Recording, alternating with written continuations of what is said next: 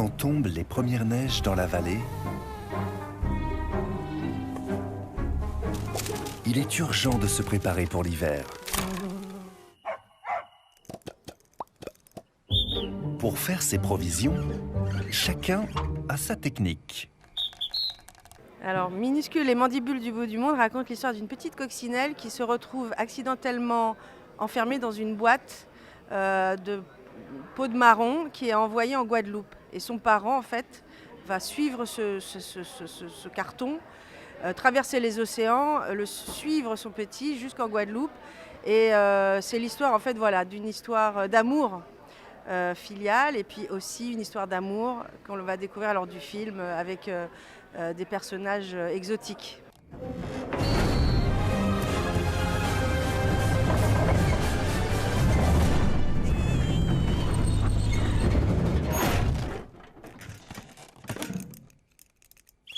Au départ, Minuscule, c'est une série, et c'est 2 saisons qui ont été faites en France, qui ont eu beaucoup de succès.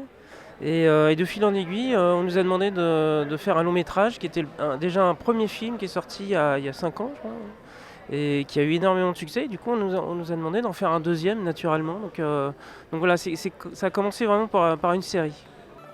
Le sujet du petit qui se retrouve enfermé dans une boîte et envoyé de l'autre côté de la planète, c'est une idée qu'on avait depuis longtemps parce que c'est des choses qui arrivent souvent aux insectes en fait. Les insectes vont se retrouver enfermés dans une voiture, dans un coffre, dans une valise et se retrouver. Donc on aimait bien cette idée qu'effectivement un des personnages se retrouve malgré lui emporté loin de chez lui.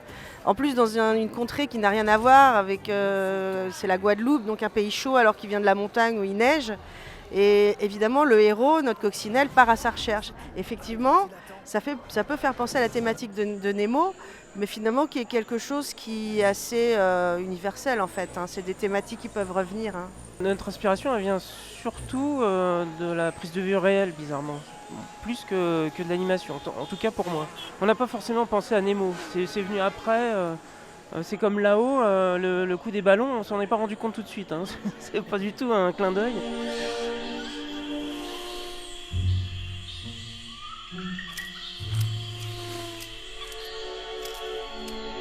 Je suis arrivé sur le deuxième en fait. Je n'avais pas fait la musique des séries ni du premier long métrage.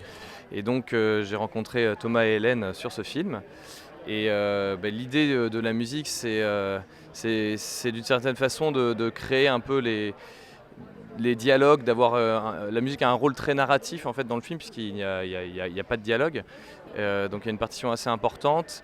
Et à la différence d'autres films que j'ai pu faire, sur ce film, comme il y a une belle place pour la musique, j'ai pu rechercher un style musical qui était peut-être un peu plus riche, notamment avec un orchestre symphonique de 80 musiciens, un style d'une certaine façon avec des références classiques aussi, puisqu'on retrouve du Prokofiev, du Ravel, et voilà, plein de références classiques, et ce qu'on ne peut pas forcément faire sur d'autres films de fiction.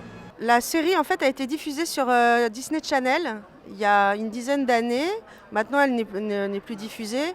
Et malheureusement, ni le premier film ni celui-ci n'a trouvé de distributeur aux États-Unis. Je sais qu'Harvey Weinstein était intéressé par le premier film. Il disait qu'en fait c'était compliqué de vendre le film, de faire la promotion du film sans qu'il y ait des doublages avec des acteurs américains, des stars américaines éventuellement, vu qu'il n'y a pas de dialogue. Et l'industrie de l'animation télé est florissante. C'est-à-dire que beaucoup d'artistes on va avoir des difficultés de vivre de la bande dessinée ou de l'illustration du dessin, travaillent dans l'animation, que ce soit en tant que storyboarder, designer, voilà. Et le long métrage, c'est Kirikou en fait qui a d'un seul coup remis à l'ordre du jour les longs métrages parce que ça a eu un grand succès et d'un seul coup les producteurs se sont dit en France on peut faire de l'argent avec des films d'animation même si on n'a pas les budgets des films américains. Minuscule, on a eu 15 millions d'euros pour le faire, ce qui est comparé à des films comme Pixar, même Illumination, c'est rien du tout. Mais les producteurs se lancent dans l'aventure depuis quelques années et ça c'est formidable. I have a special message from the hero of the movie, the Ladybugs. Right now she's sleeping, the winter is coming in France and I have a special message for you. So I'm going to speak in ladybug language. That means thank you very much. I love you, Los Angeles.